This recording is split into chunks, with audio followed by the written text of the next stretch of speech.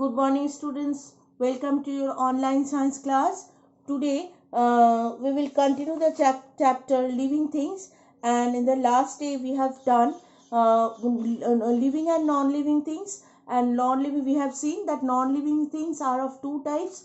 One are natural non-living things, which receive from nature, like air, water, sun, moon, star, etc., mountain, and some are man-made non-living things which we make for our own benefit, for our own usage, and for they will help us a lot, like building, playground and car and etc. we have seen. And in the next part, as the chapter is living things, we have seen that we were discussing the characteristics of living things. And first one, we have seen living things move on their own, and the second point we have seen living things need air, water and food. So today we will start with the third point, that is living things are made up of cell. Now cell are very microscopic small organism, one celled organism, which plenty in number are in our body, and with the help of this cell our body is made. A cell is the smallest living part of the living things. The bodies of all living things are made up of cell. So even if it is animals, even if it is plant, or even if it is human being, all are made up of cell. Now the type of cell are different from animals to animals. Most cells are so small that we cannot be see only under microscope. We can see it under microscope only. Microscope is a type of, you search Google and see, and show it to me one day, that how you have searched, that how microscope helps us to see microscopic organism which are very small in size. Our body contains millions of cells of different types. Some very small animals such as amoeba are made up of only single cell. So it can be a very important objective. Amoeba is a one-celled or single-celled animal. So what we have seen, that living things are made up of cell, and these cells are different according to the type of the animals, and whether it is human being or it is animals or it is a plant. And living things are made up of plenty of cell microscopic organisms which are only visible through microscope, and we cannot see it separately, and amoeba is a single celled animals.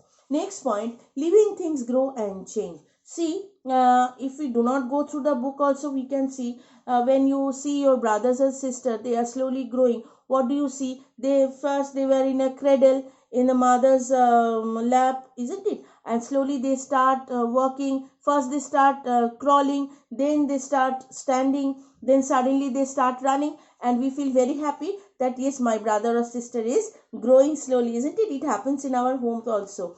And when we see the younger one, we feel very happy, as we are the elder brother or sister, isn't it? It happens to us. So that is the thing. As the age is growing, the changes are coming in the body of the living things. It happens not only in case of human being, but it also happens in case of the others. When you sow a seed in a pot, what do you see? After some time, a seedling comes out from the seed, isn't it? From the soil. So that is also a growth, isn't it? So living things grow and change. You look different now from what you were when you were a baby. That is what correct. Your height and weight have increased. That is also truth. In a few years' time, you will become an adult. All living things grow and change. Ultimately, all living things grow old and die. Non-living things do not grow and they do not die as well. So, see, when the example what is given, as you were in the age of 1 year, now you are something different, and when you will go up in class 10, you will be different. When you will go to a college, you will be different.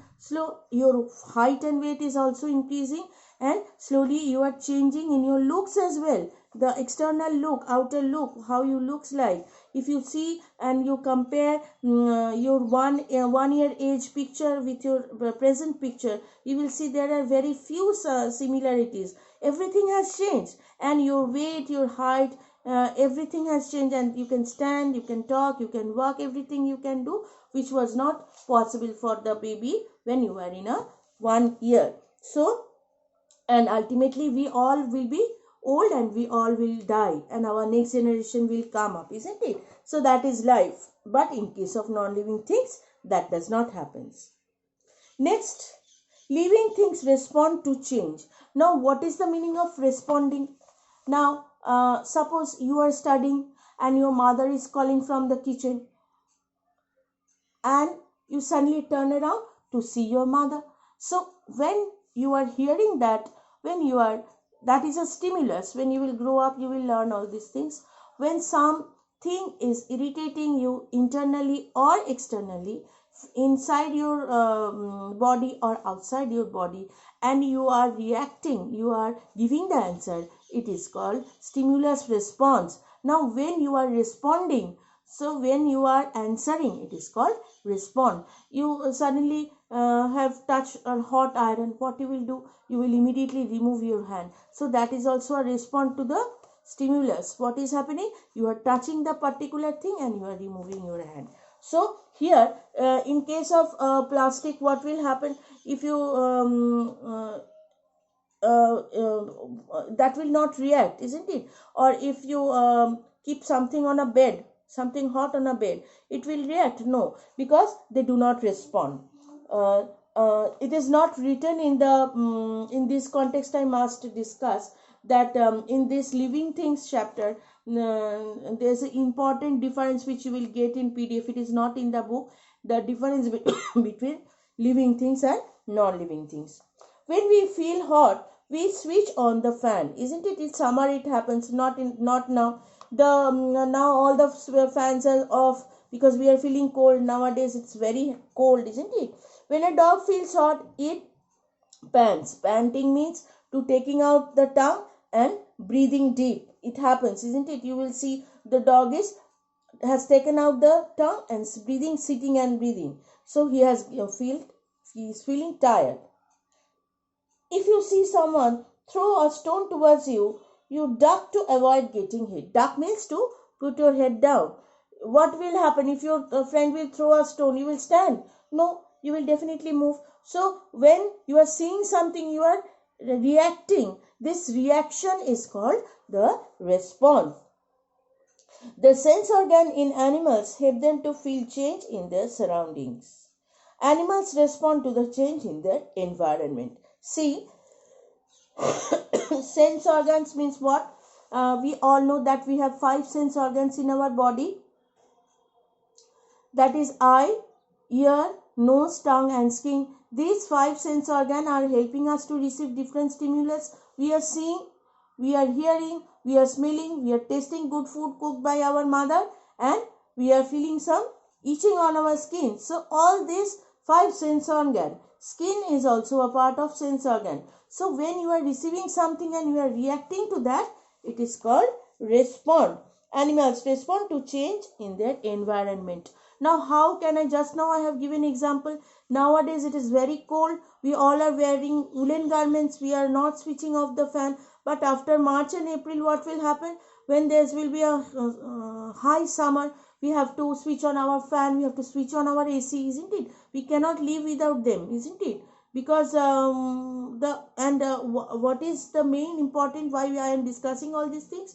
Because now you, as it is winter, you are covering your body to keep it warm with sweater and cardigan and woolen garments, etc., jacket. And now when it will be summer, we will start wearing cotton clothes, isn't it? T-shirt, isn't it? Those who are very comfortable cotton materials, which are very, so we are changing according, we are responding according to the change of the environment. So if you see someone throw a stone, what you will see? You will duck. That is also you are seeing. When you are smelling something very good, you can understand it's a smell of a perfume. When your mother is cooking a delicious dish for you and your family members, she is also feeling very happy that yes, I have made something good, and you are smelling and again you are tasting. So in both way you are being tempted, isn't it? So that is how you are reacting. You are feeling hungry. Mommy, what you are cooking in kitchen?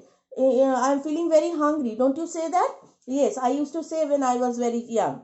So the same thing happens when you see something, when you smell something, it stimulates you and you respond according to it. So these are the 2 points, more 2 points. Next day we will start continuing with the next point, that is living things reproduce and how we are grouping things, and that will be the end of the chapter. It is a very small chapter, it's not a long one, and we will continue the remaining part in the next video. Thank you.